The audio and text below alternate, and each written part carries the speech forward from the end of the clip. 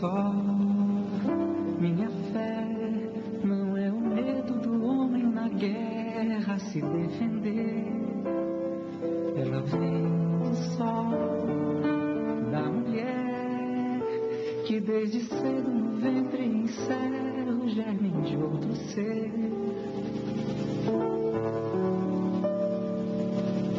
Minha fé tem a cor reluzente dos olhos do dia ao alvorecer. Ela vem do céu montada no esplendor das estrelas, a sua energia que nos dá calor.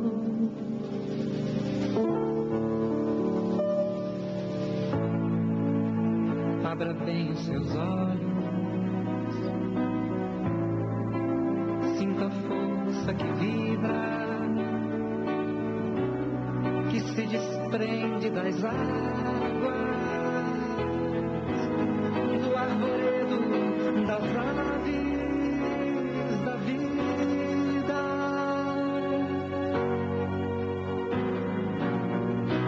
Minha fé tem por templo meu coração, por instrumento as minhas mãos, por oração minha voz.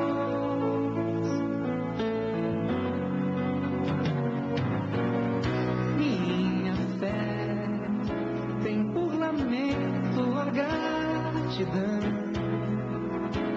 por sacramento tem a paixão, e por irmão tem a paz.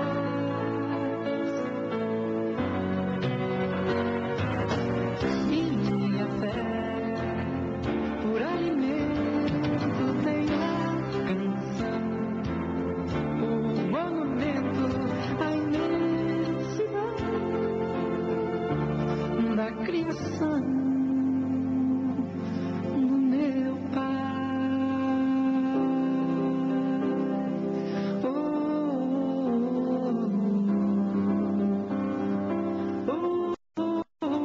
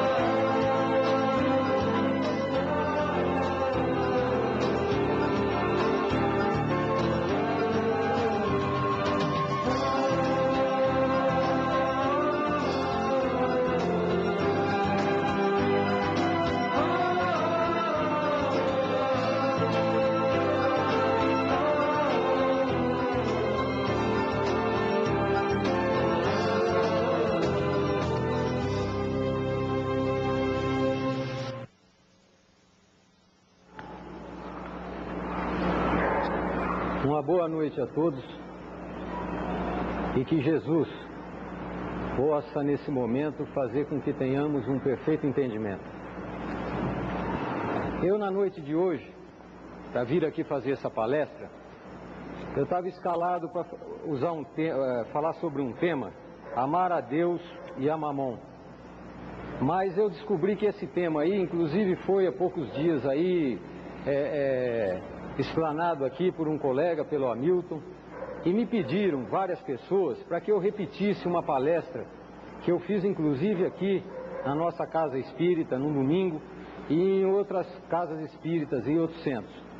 Então eu resolvi repetir essa palestra, que é uma palestra em que eu particularmente me interessei por ela, para chegar a montá-la, exatamente devido a um programa de televisão em que eu estava assistindo num programa espírita, onde chegava perguntas através de fax, e onde um telespectador fez a seguinte pergunta: o que pode o espiritismo me proporcionar a mim, que me encontro em sérias dificuldades nesse momento? O que a doutrina espírita pode fazer por mim? E ele deu ali uma conotação de dificuldade, não somente da sua parte emocional, que estava abalada, como também da parte material. E o rapaz, respondendo com muita propriedade, explicou para ele que o espiritismo kardecista, assim de imediato, rapidamente, não poderia fazer nada. Ele teria que estudar, que aprender e deixar-se levar, que a solução apareceria. E de fato é isso aí.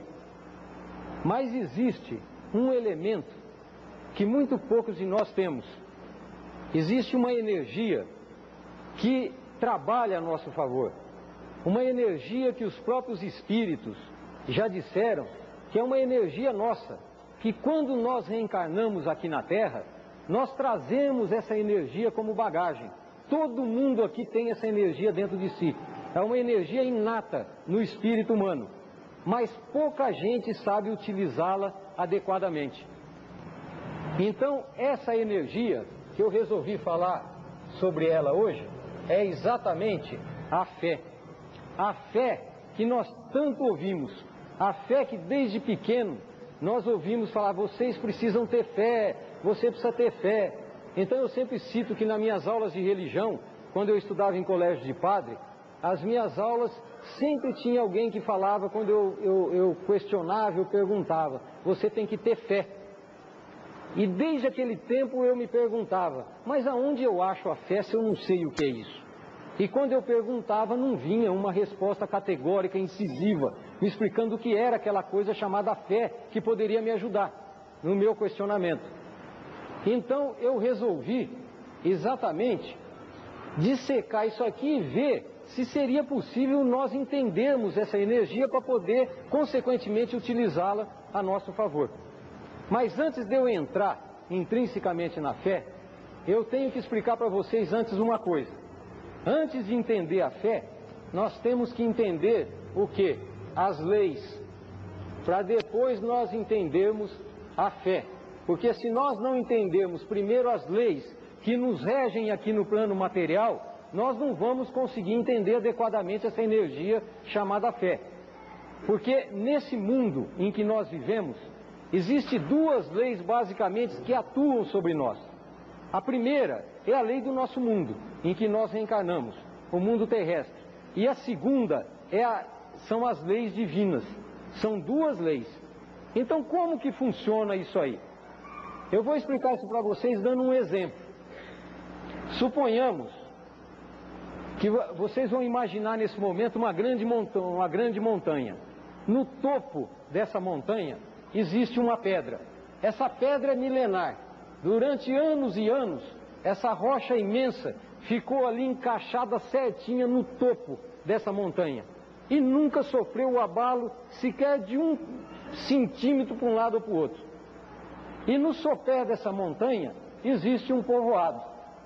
Em determinado momento da existência dessas pessoas, essa pedra, pela ação de uma lei terrestre, pela ação da gravidade, essa pedra vai fazer o que? Ela vai se deslocar, e sob também a ação de uma lei divina chamada de ação e reação, ou causa e efeito, essa pedra vai deslocar e vai cair sobre essa vilazinha aqui, fazendo desencarnar centenas de pessoas. A grande maioria das pessoas fala assim: oh, que acidente lastimável. Não existe acidente. O que aconteceu foi a interação de duas leis, foi a ação conjunta de duas leis, a lei divina com a ação da lei terrestre, que fez com que as pessoas que necessitavam resgatar aqui os seus débitos se encontrasse sincronisticamente nesse exato momento, na exata cidade, debaixo daquela pedra que nunca tinha se movimentado 1 centímetro sequer. Então o acidente, a gente não pode falar absolutamente que existe. Então como explicar isso aí? O ser humano, quando ele está vivendo aqui na Terra, a gente sabe que ele tem um período de vida, de 0, quando nasce, até 60, 70, 80, 90 anos que seja. Em determinado momento da sua existência, ele faz o quê? Ocorre o fenômeno da desencarnação. O indivíduo desencarna. Nesse momento que ele desencarna, ele passa por uma coisa chamada plano espiritual. O nosso plano espiritual. Ele vai passar para aquele mundo quadridimensional. Ele sai de um mundo tridimensional que é a Terra e passa para um mundo quadridimensional chamado plano espiritual. Aqui ele vai viver como espírito durante um período também da sua vida espiritual. E em determinado momento, quando ele se encontra pronto, ele amadureceu, vamos assim dizer, também no plano espiritual, ele vai sofrer o processo da reencarnação. Ele vai reencarnar. Isso aqui tudo ele vai novamente viver um período, né, novamente aqui na Terra. No momento que ele reencarna, ele vai fazer uma coisa chamada PR, Programação Reencarnatória. Sabe-se que lá no plano espiritual existem departamentos que programam a nossa reencarnação. Nada acontece aleatoriamente nesse mundo, nada acontece ao acaso, nada é acidental. Quando nós reencarnamos, nós sabemos a cidade que nós vamos morar, nós sabemos a nossa situação geográfica, nós vamos saber a nossa situação financeira, nós vamos saber a família que nós vamos reencarnar, a profissão que nós estamos predispostos a ter. Existe uma programação de um modo geral. E o indivíduo, então, reencarna. No momento que ele programou e passa aqui na Terra a viver, ele vai entrar, vamos assim dizer, dentro de 2 paralelas chamadas livre-arbítrio. Todos nós temos o elemento livre-arbítrio. Então, esse livre-arbítrio vai ser de acordo com a sua evolução espiritual. O indivíduo que adquiriu luz, adquiriu bagagem espiritual, adquiriu bagagem moral, ele vai ter um livre-arbítrio de determinada expansão, determinada largura, vamos dizer assim, determinada movimentação. Ele tem um livre-arbítrio que vai determinar aqui de A a B a sua movimentação nesse seu viver. Então aqui dentro ele pode optar e escolher. Se ele for um espírito de bagagem muito maior, muito mais iluminada, esse livre-arbítrio vai ser ampliado consequentemente no momento da reencarnação. Se ele abusar do livre-arbítrio, esse livre-arbítrio consequentemente vai diminuir nas vindas vindouras, nas vidas que hão de vir. Então é assim que funciona. Juntamente com esse livre-arbítrio, a pessoa fala assim, então por que as pessoas que moravam ali, naquela cidadezinha, não tiveram um livre-arbítrio e não mudaram? Elas não mudaram porque elas não conseguiram mudar. Porque às vezes até a gente pressente o que de mal vai nos acontecer. O momento do resgate dos débitos que nós adquirimos. É uma realidade isso aí. Mas as pessoas às vezes não conseguem, porque elas estão limitadas por uma coisa chamada karma. E uma coisa limitada, um elemento chamado fator X. Esse fator X é o fator que muitas vezes nós não podemos mudar na nossa reencarnação. É o fator que vem para nos defender. Porque do contrário nós fracassaríamos no momento da nossa vida aqui na Terra. São as coisas que nós muitas vezes pedimos, mas não é o nosso espírito basicamente que pede no sentido da evolução espiritual. É o nosso ego, é a nossa parte terrena, é a nossa parte da ambição, do poder, da posse, do prestígio. Então faz o quê? Nós reencarnamos com limitações, reencarnamos com o fator X. No livro do Mansur Shalita, não é um livro espírita, o Mansur Shalita, ele dá uma citação de um ator muito famoso, do Kirk Douglas, em que o Kirk Douglas tem ali um diálogo, em que ele fala o seguinte, as pessoas, quando pensam que a sua vida está uma beleza, mero engano, eis o fator X. Ele chama o fator X daquilo que muitas vezes nós não podemos evitar através do nosso livre-arbítrio. A coisa acontece, inevitavelmente.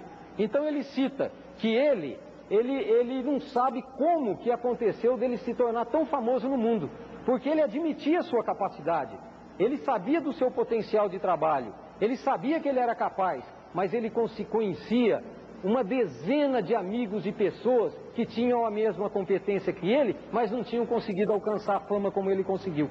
Então ele chamou isso aqui de fator X. É o fator que nós não conseguimos eliminar. Querem um exemplo dentro da literatura espírita? Eu vou citar para vocês.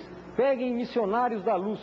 No momento da reencarnação, em que a irmã ali citada estava fazendo a sua programação reencarnatória e se dirigindo ao departamento de reencarnação.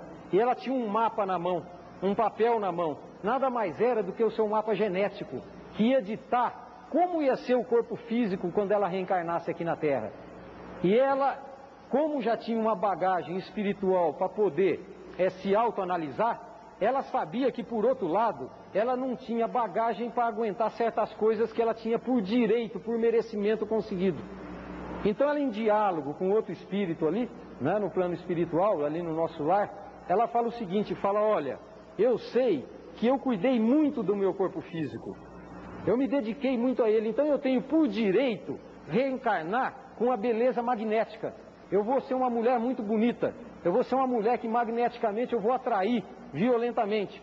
Mas por outro lado, eu numa autoanálise, eu sei que eu não tenho uma capacidade moral muito grande para administrar isso. Então eu vou pedir aos maiores, aos mentores ali, que eles mudem, que eles mexam aqui na minha constituição genética, através aqui da tireoide, de certas glândulas, e ali eu vou fazer com que atue na minha parte celular. Esse é o fator X. Por mais que depois ela tivesse reencarnada, ela quisesse se tornar Miss Brasil, ela não iria conseguir, porque ia estar o imperativo do seu mapa genético ditando ali as normas na vida que ela teria que seguir. Mas o quê? Por opção dela, na sua programação reencarnatória. Então é mais ou menos assim que funciona a nossa vida. E é mais ou menos assim que nós temos que entender, para nós podermos desenvolver dentro de nós duas coisas. A primeira é a resignação. Nós temos que ter resignação, temos que ter serenidade com aquilo que nós não podemos mudar, porque há certas coisas que nós não podemos, certos fatores X que nós determinamos antes de vir aqui para o mundo, que se nós tentarmos muito violentamente, nós vamos desenvolver neuroses muito grandes.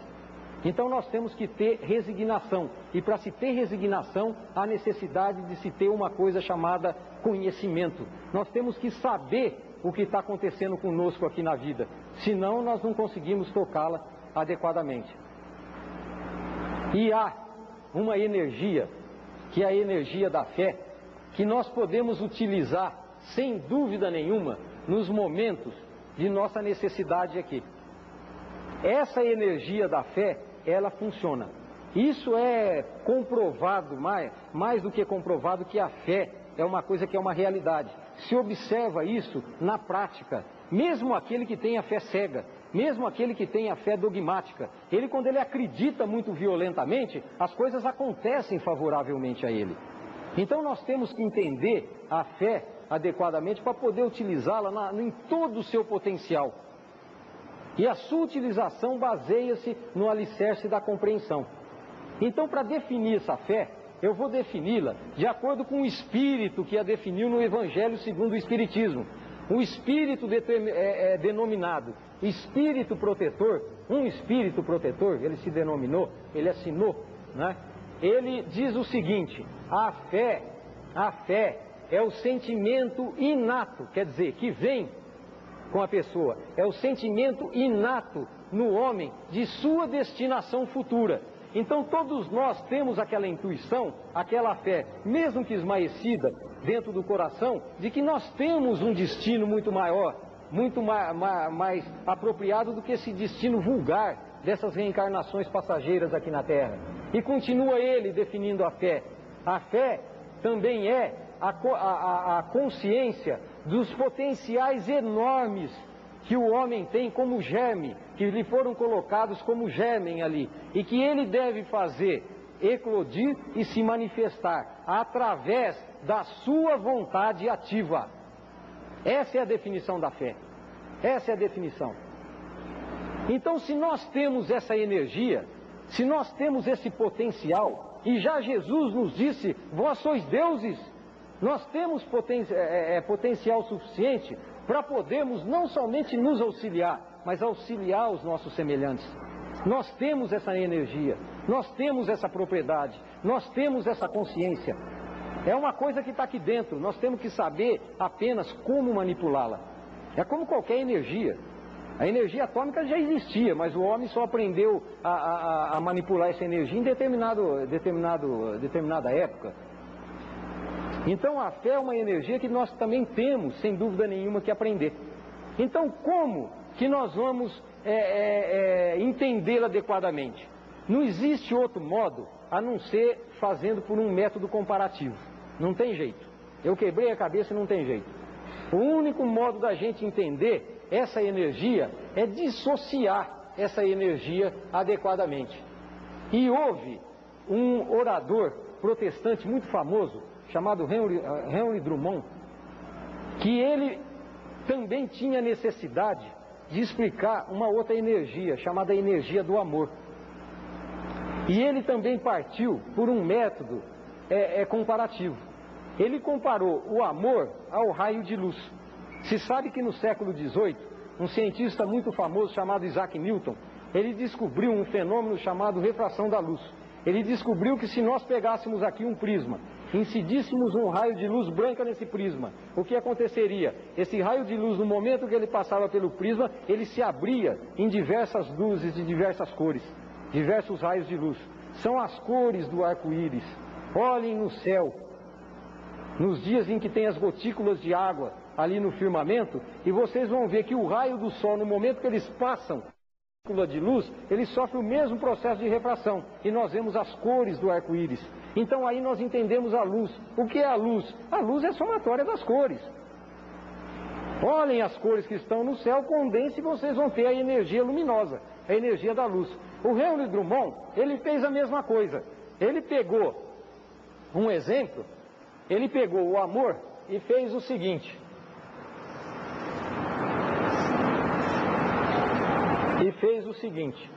Ele colocou aqui o amor, a energia do amor, e incidiu, hipoteticamente, um raio de amor no prisma da sensibilidade do indivíduo, de uma pessoa. E no momento que esse raio de amor passou, ele, como a luz, ele sofreu um processo de decomposição. E quais são os elementos do amor que ele se decompôs? Foi a paciência, a inocência, a bondade, isso é o amor, a serenidade, a entrega, a generosidade, a humildade e a delicadeza.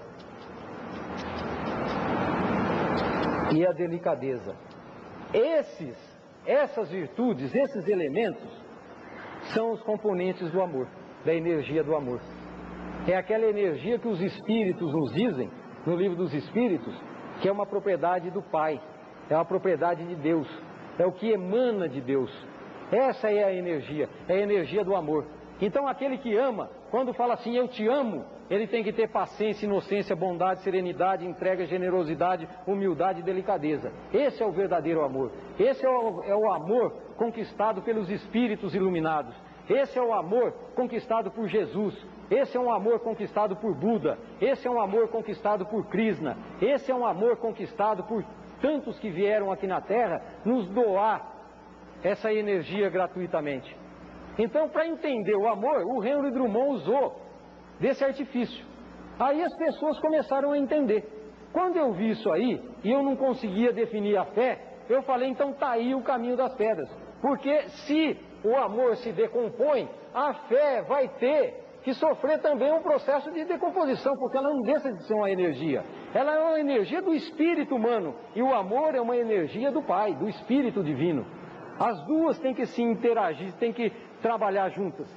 Então, se vocês pegarem então um raio da fé incidir sobre o prisma das nossas necessidades, nós vamos ter consequentemente a decomposição da fé, que ela se decomporia no quê? No otimismo, que é muito confundido com fé, no otimismo, na certeza, na confiança, no desejo que é a mola que impulsiona, no otimismo, na certeza, na confiança, no desejo, na esperança, na vontade e, finalmente, no sentimento. Então, isso aqui, gente, é a fé, que a gente confunde, como a gente confunde o amor. O sujeito é paciencioso, mas ele é tão amoroso. Às vezes ele é paciencioso, mas às vezes ele não se entrega. Às vezes ele se entrega, mas às vezes ele não tem delicadeza. Às vezes tem tudo isso aqui, mas ele não tem humildade, o ego dele é maior do que ele. Então acontece tudo isso aí. Então o amor, também nós temos que conquistar uma por uma. A fé, igualmente. Se nós, nas diversas encarnações que nós temos, e por isso que existe as reencarnações sucessivas, o que vai acontecer? Se nós adquirirmos uma que seja em cada vida, nós ganhamos a encarnação. Nós ganhamos, sem dúvida nenhuma. Porque se nós formos nos analisar, nós nunca vamos encontrar isso aqui na totalidade dentro de nós. Às vezes fala assim, não, eu sou relativamente paciente, mas falta alguma coisa. Eu sou extremamente otimista. Mas o que é ser otimista? Otimista não é ser fé.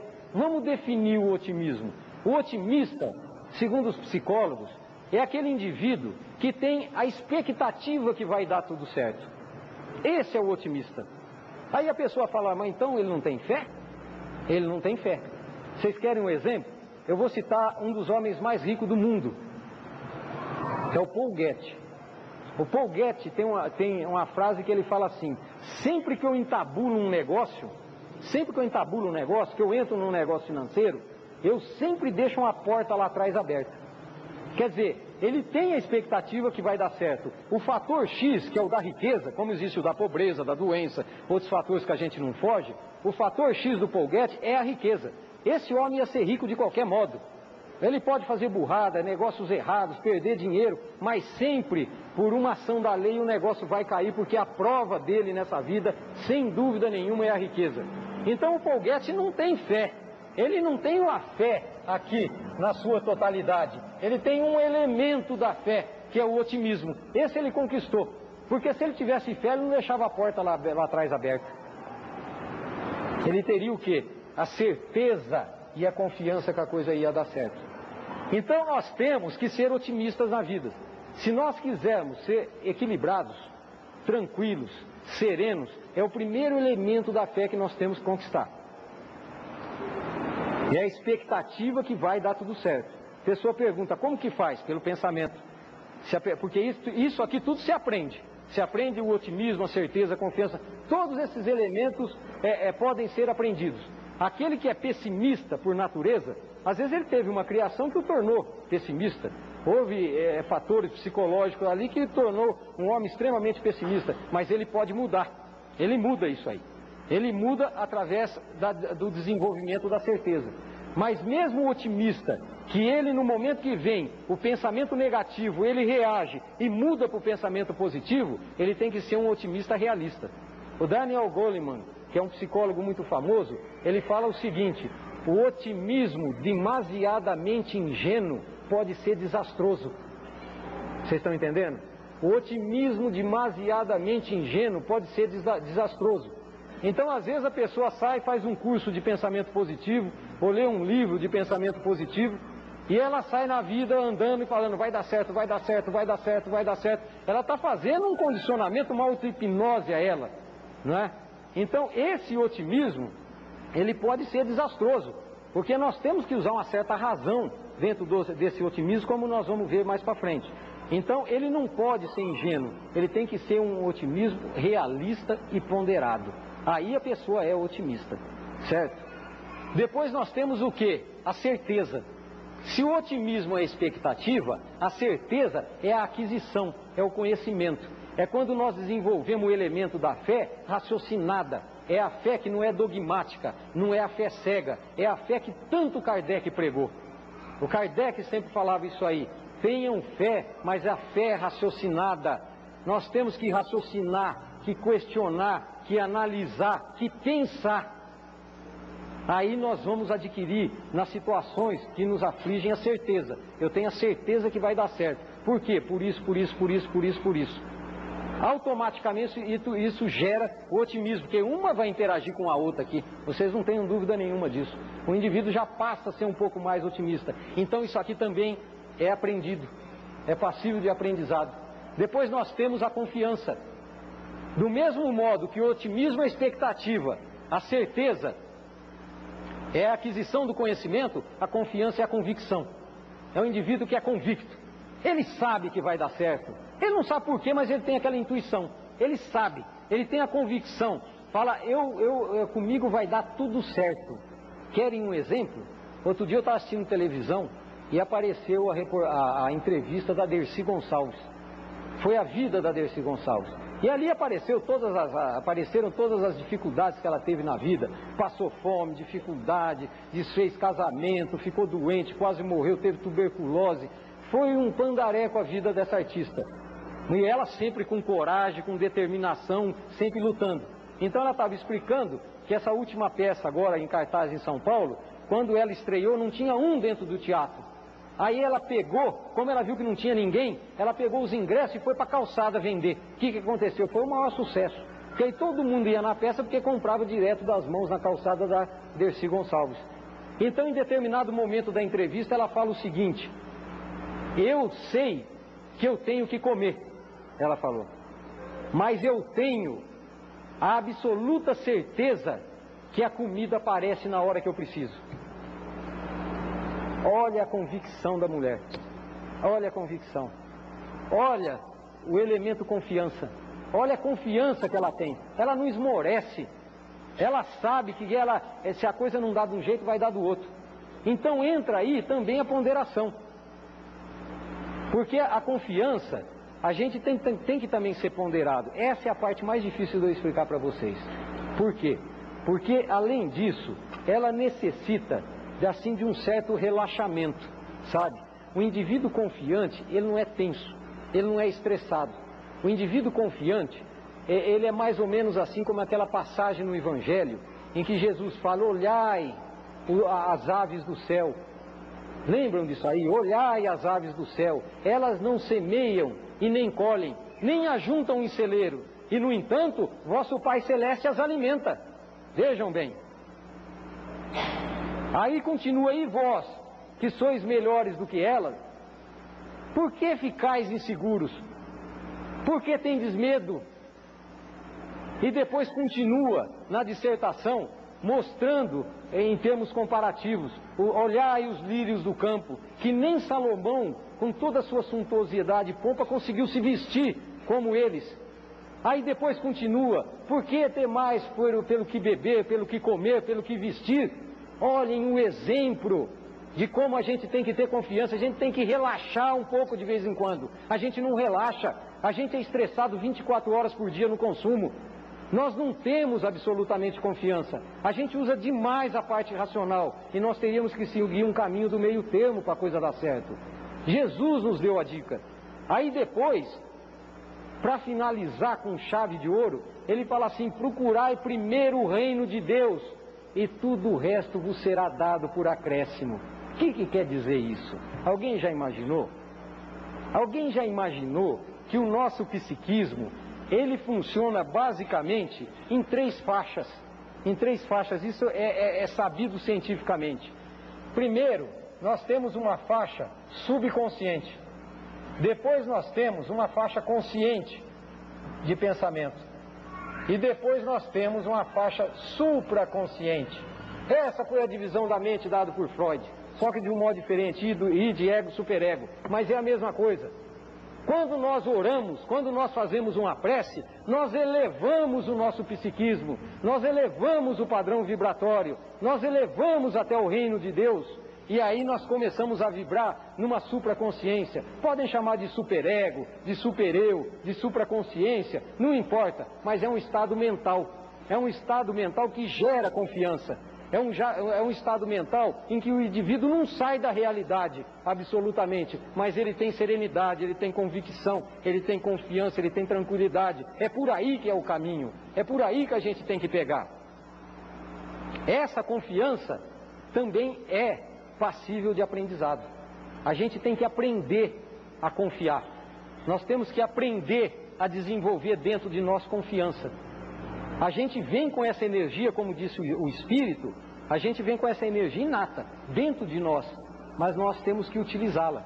E é nesse momento que a gente utiliza de acordo com a nossa necessidade. Porque além desse Espírito definir a fé como era, ele fala o seguinte depois: a fé, ela pode ser de dois tipos. Ela pode ser humana e ela pode ser divina. Ela é humana quando essa energia é utilizada quando necessitamos das coisas materiais, nas nossas aquisições, nas nossas necessidades materiais. E ela é divina quando nós usamos na transmutação, na sublimação dos nossos defeitos e imperfeições, na aquisição das nossas virtudes. Então essa energia funciona dos dois modos, de dois tipos. E ele ainda no finalzinho, leia o Evangelho segundo o Espiritismo, ele fala: repito-vos, a fé pode ser humana e divina. E ainda diz ele no Evangelho, normalmente a pessoa associa a fé somente ao lado religioso. Por quê? Porque a primeira coisa que a pessoa pensa é em Jesus. E Jesus foi um líder religioso. Isso está no Evangelho segundo o Espiritismo. Então essa energia, ela pode ser usada dos dois modos.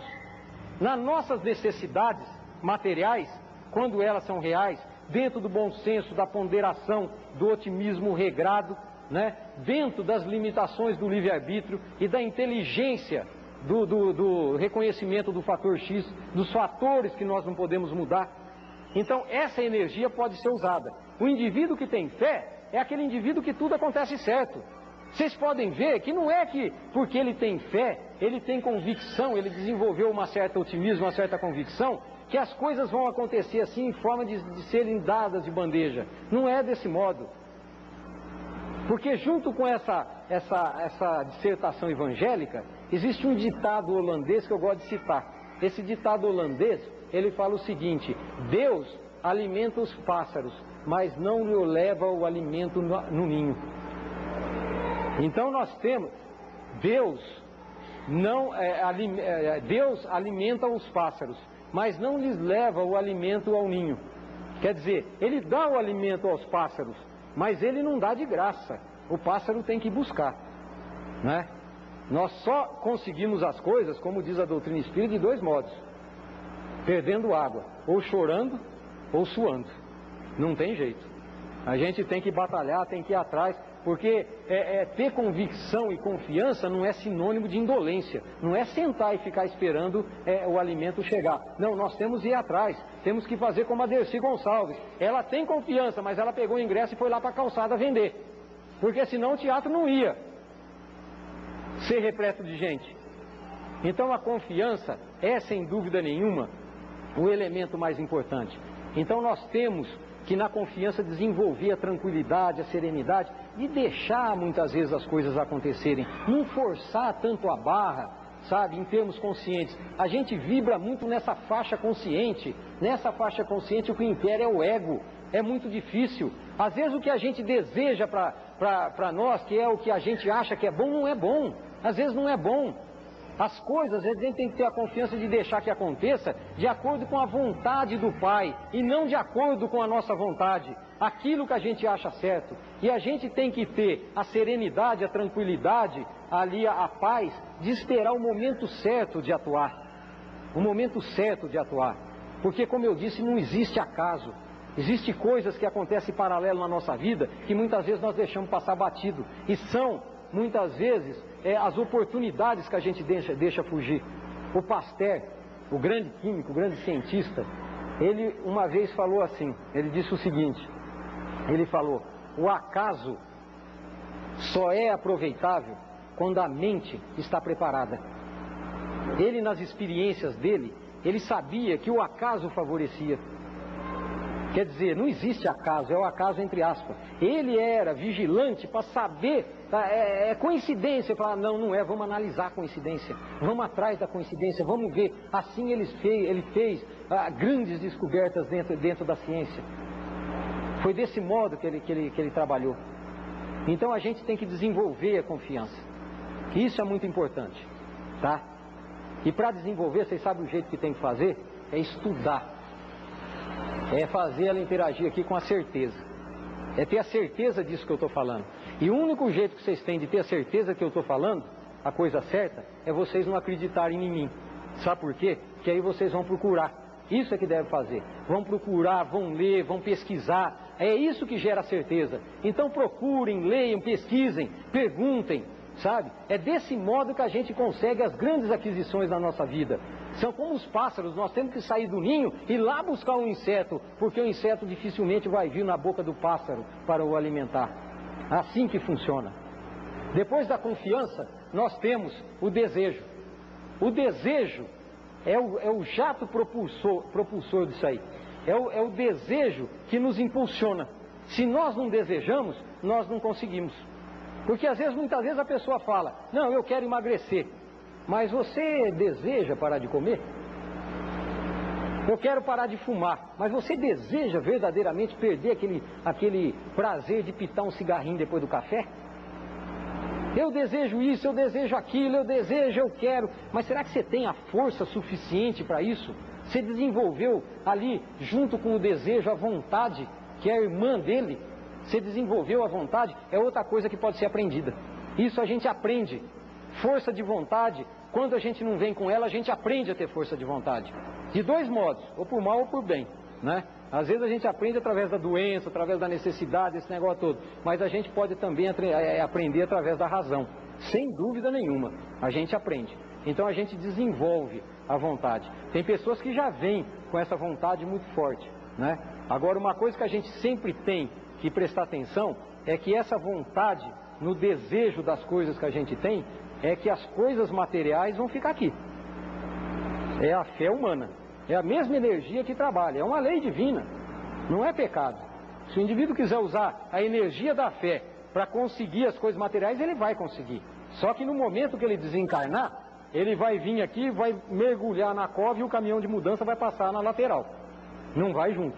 A única mala que ele vai levar para o outro lado é a mala que ele conseguiu com a fé divina. São as virtudes que ele conseguiu nessa vida. É a única coisa que ele leva quando ele desencarna. Quando ele naquele gráfico ali, ó, ele retorna e sobe novamente para o plano espiritual.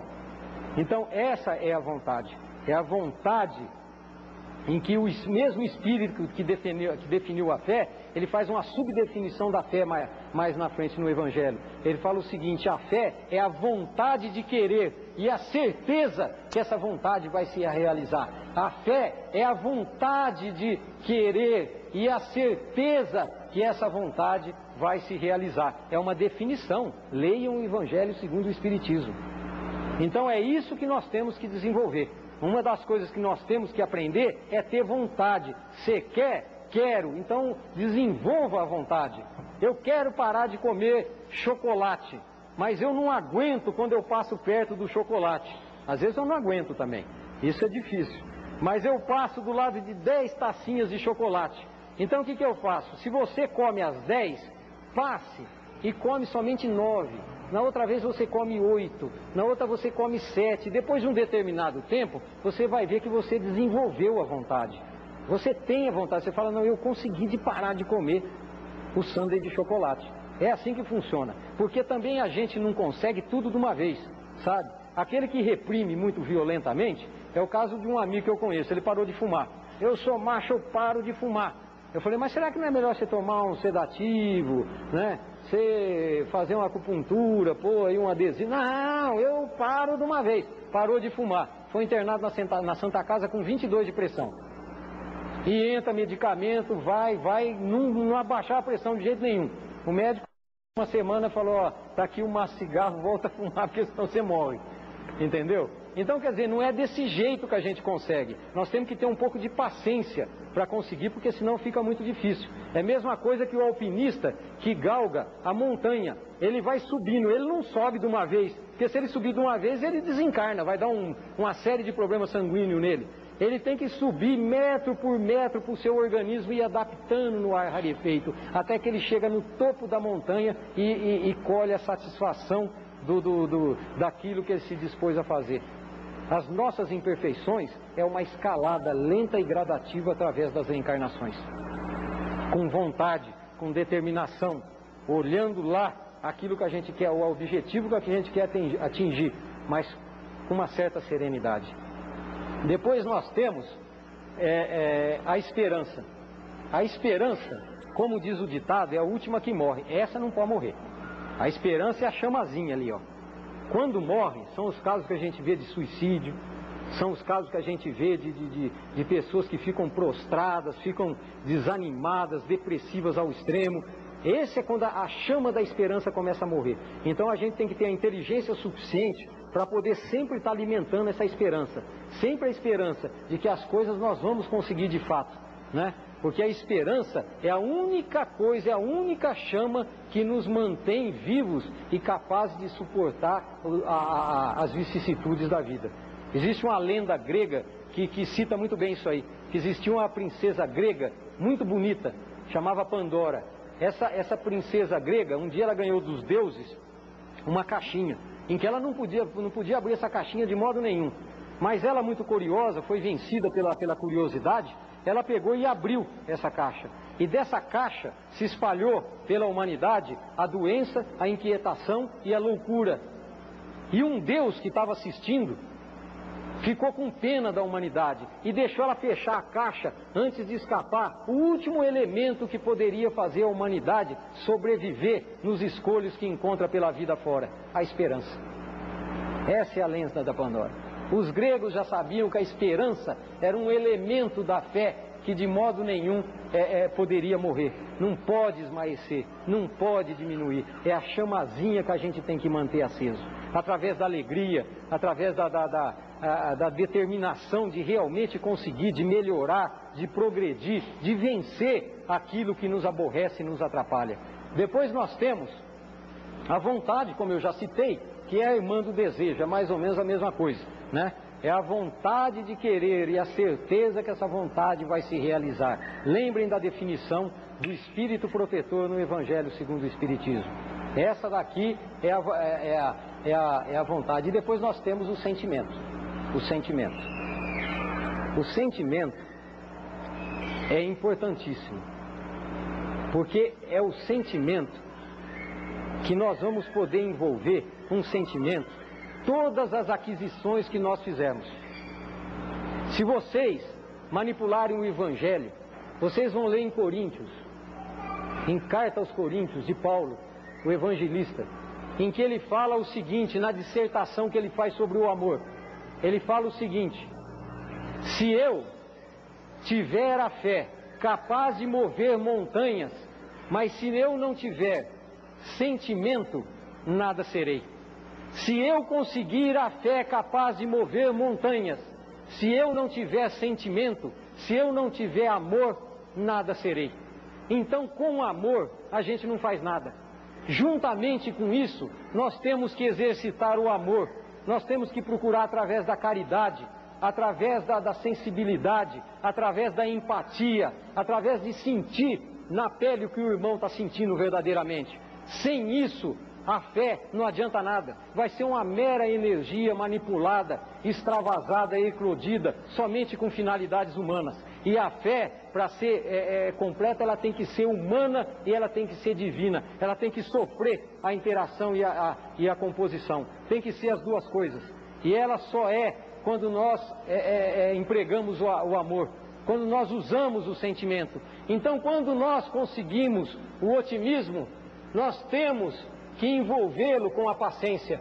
Quando nós conseguimos exercitar a certeza, nós temos que ter inocência nessa certeza, Quando nós temos a convicção da confiança, nós temos que ter bondade, senão nada adianta, e que temos que envolver com bondade. Quando nós temos desejo, nós temos que ter que desejo com serenidade, principalmente a serenidade de aceitar aquilo que nós não podemos mudar. Quando nós temos esperança, nós temos que ser esperançosos com entrega, entregarmos, deixar com que o Pai faça realizar as coisas que sejam melhor para nós, e não aquilo que nós achamos que seja melhor para nós mesmos.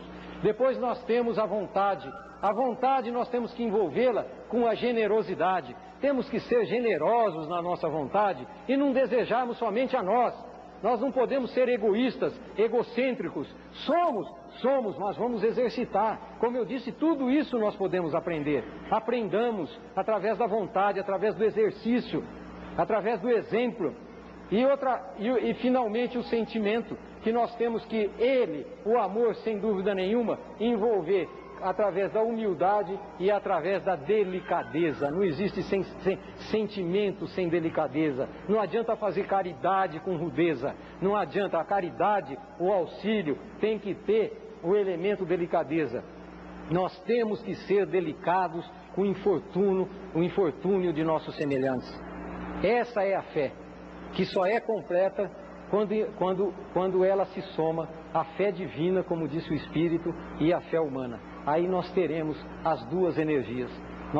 Nós teremos a energia do amor interagindo com a energia da fé. A energia do amor, que é a energia do Pai, e a energia da fé, que é a energia inata no nosso espírito. Quando nós reencarnamos, essa energia já nos foi dada pela misericórdia divina. Exatamente para quê? Para que nós a possamos utilizar. A fé sem utilidade não serve para nada. É a mesma coisa da energia elétrica em que se não aciona o interruptor. Ela não vai cumprir a sua finalidade de provocar a luz e iluminar aqueles que estão debaixo dela. Então é assim que o negócio funciona. Então vocês têm que basicamente pôr isso na cabeça, que tudo isso aqui interage, que nós temos que ter amor, que no momento, para finalizar, que no momento em que nós estivermos, e todos nós invariavelmente passamos por isso, que todos nós estivermos passando por momentos de apatia, por momentos de pessimismo, por momentos de preocupação neurótica, nós temos que elevar os nossos pensamentos, nós temos que acionar a energia que nós temos dentro de nós. No momento que nós estivermos nos mares tumultuados das nossas vicissitudes e dificuldades, nós temos que elevar os pensamentos como os pássaros se elevam acima das nuvens. Elevem os pensamentos acima da crista das ondas dos mares tumultuados das nossas reencarnações. E aí sim, nós iremos voar como o pássaro à luz do sol, que seria o amor, seria a paz e seria a serenidade nos nossos corações. E é desse modo que eu desejo que cada um de vocês saiam daqui hoje. Muito obrigado.